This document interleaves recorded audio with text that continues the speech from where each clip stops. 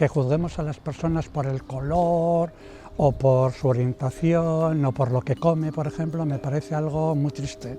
Somos todos personas y no sé por qué tiene que haber o ser más o menos por el color de la piel o por cualquier otra cuestión.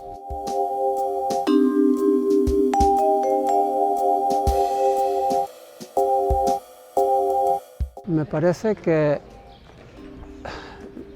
ilustra más bien lo diferentes y al mismo tiempo iguales que somos. Es una cosa muy interesante. Las fotos bien.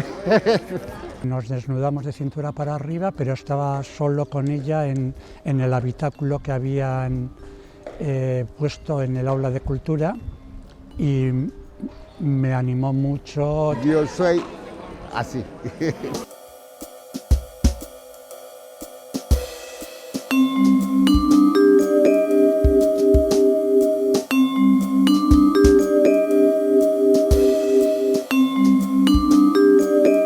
Y es algo que te llama la atención, porque es algo creativo y algo fuera de lo común. Me encanta.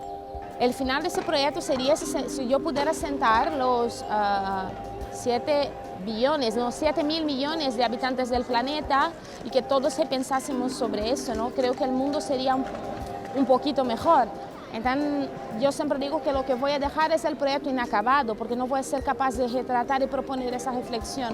Pero el hecho de que deje todas las imágenes online sirve exactamente para eso, ¿no? Para que se siga hablando de él, que se pueda seguir hablando del tema y que sirva, mismo cuando yo no esté, para ayudar a otras personas.